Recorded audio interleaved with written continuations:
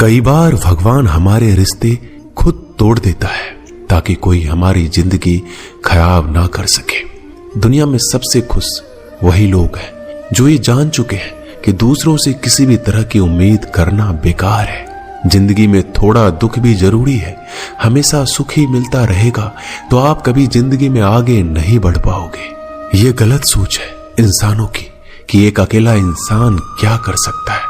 पर देखो जरा उस सूरज को जो अकेला ही सारी दुनिया को रोशन करता है। भाग्यशाली वो नहीं होते जिन्हें सब कुछ अच्छा मिलता है, बल्कि भाग्यशाली वो होते हैं जिन्हें कुछ भी मिलता है उसे वो अच्छा बना लेते हैं। गीता में लिखा है, जब इंसान की जरूरत बदल जाती है तब उसके बात करने का तरीका भी बदल जाता है।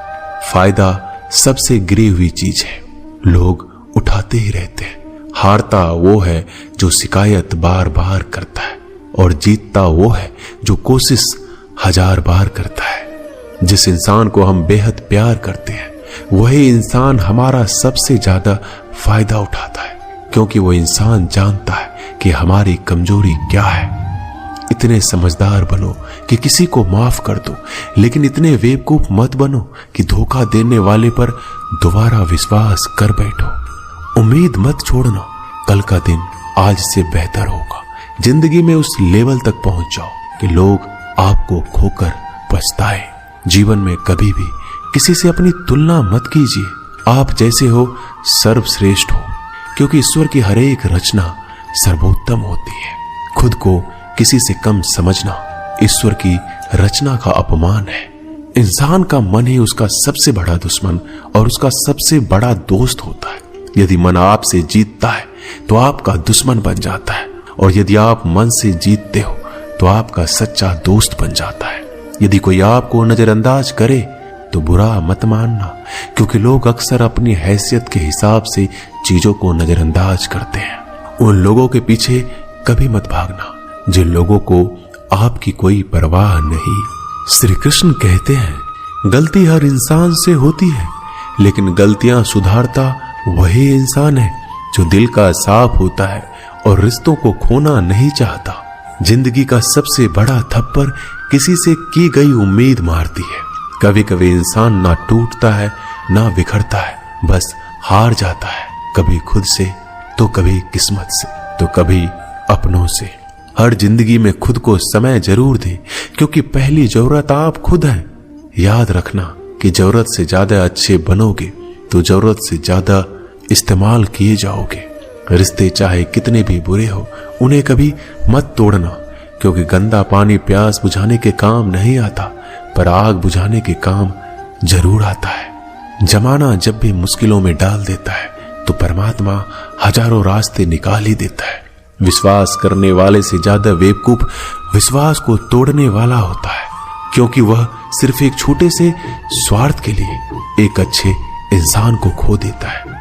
भलाई करते रहो पानी की तरह, बुराई खुद ही किनारे लग जाएगी कचरे की तरह। जब कोई समझे नहीं तो उसे समझाने की जरूरत ही क्या है। जब कोई माने नहीं तो उसे बताने की जरूरत ही क्या है। सच्चे दिल से किसी जरूरतमंद की मदद करके तो देखो। अगर दिल को सुकून ना मिले तो कहना, जिसे जाना है उसे जाने दो। अगर वो आज रुक भी गया तो कल चला जाएगा। इंसान को इंसान से दूर कर देने वाली सबसे पहली चीज जुबान है और दूसरी चीज पैसा है। जिन्हें सपना देखना अच्छा लगता है उनकी रात छोटी पड़ जाती है, और जिन्हें सपने पूरा करना अच्छा लगता है उनके दिन छोटे पड़ जाते हैं। किसी की आदत देखनी है तो उसे इज्जत, और किसी की अगर फितरत देखनी है तो उसे आजादी दो। हर इंसान में कोई ना कोई प्रतिभा जरूर होती है, पर लोग अक्सर इसे दूसरे जैसा बनने में नष्ट कर देते हैं। महंगे इतने भी मत बनो कि लोग तुम्हें बुला ना सके, और सस्ते इतने भी मत बनो कि लोग तुम्हें नचाते ही रहे। खामोशियां कभी बेजुबान नहीं होती। कुछ दर्द ऐसे होते हैं जो आवाज तक छीन लेते हैं। आजकल के लोग आपकी एक गलती के पीछे आपकी सारी अच्छाइयां भूल जाते हैं। जितने लोगों को समझाते जाओगे उतना ही अकेलापन और भी अच्छा लगता जाएगा। खत्म हो जाएंगे वो भी रिश्ते जिनसे मिलकर लगता है कि ये उम्र भर साथ देंगे। श्री कृष्ण कहते हैं, अहंकार किसी भी चीज का हो सर्वनाश करके ही छोड़ता है। खाली वक्त में तो हर कोई बात कर लेता है। प्यार तो तब होता है जब कोई आपसे बात करने के लिए आपका अपना सारा वक्त खाली कर दे। सब कुछ ठीक करने का इंतजार करोगे तो बैठे ही रह जाओगे। आप हिम्मत करो, खुद उठो, अपनी जिंदगी में सब कुछ ठीक कर दो। लोग पहचानना ही भूल जाए इससे पहले अपनी पहचान बना लेनी चाहिए। एक बार एक राजा ने भगवान श्री कृष्ण का मंदिर बनवाया और उसमें मूर्ति की पूजा करने के लिए एक पंडित को रखा। हर रोज अपने मंत्री से कहकर मंदिर में एक माला भिजवाता था और पंडित जी को वो माला श्री कृष्ण को चढ़ाना होता था। उसके बाद राजा जब दर्शन के लिए आता था तो पुजारी वो माला भगवान की मूर्ति के ऊपर से निकालकर राजा के गले में पहना देता। कई सालों तक ऐसा चलता रहा। पंडित जी अब बूढ़े हो चुके थे। एक दिन राजा की तबीयत खराब हो गई। उसने अपने सेवक को कहा कि तुम जाकर पंडित जी को माला दे आओ और उनसे कहो कि आज मेरी तबीयत खराब है, मैं आज मंदिर नहीं आ सकता, तो प्रतीक्षा ना करे।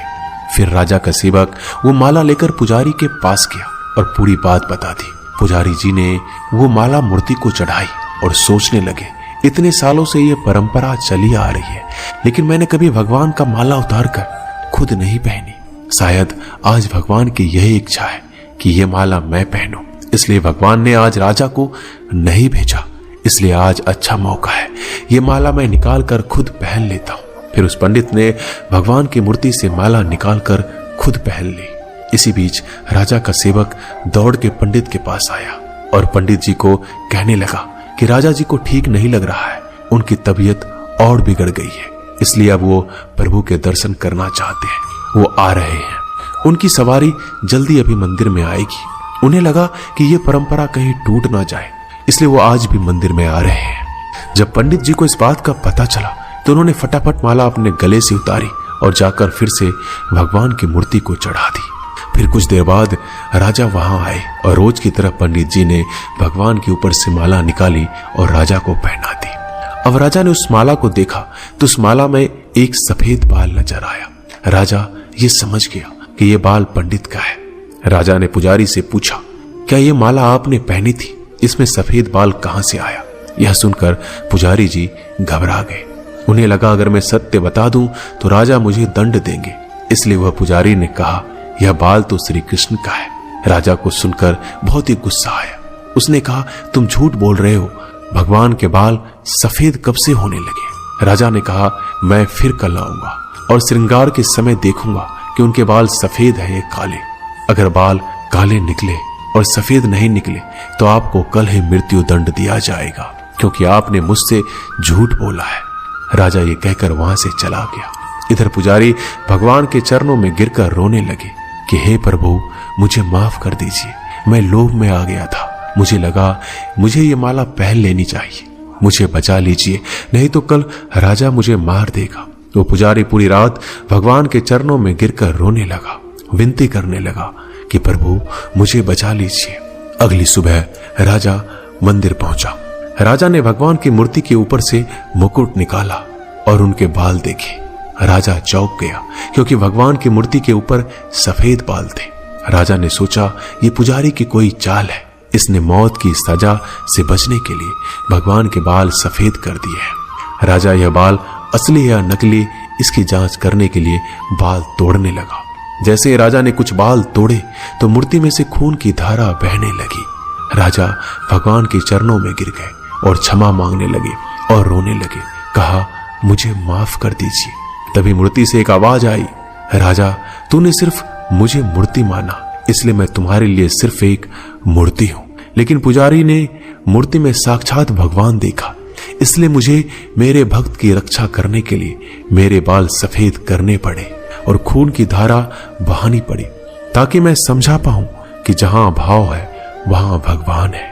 अगर आप वाकई में भगवान का स्मरण करते हैं, उन्हें देखना चाहते हैं, तो आपके अंदर सिर्फ भाव होना चाहिए। ये एक छोटी सी कहानी हमें शिक्षा देती है कि भगवान के आशीर्वाद के सिवाय कुछ भी संभव नहीं। अगर आप सच्चे दिल से भगवान को पुकारते हैं तो भगवान आपकी मदद के लिए जरूर आते हैं। दोस्तों, ये वीडियो यही समाप्त होती है। मिलते हैं अगले वीडियो में।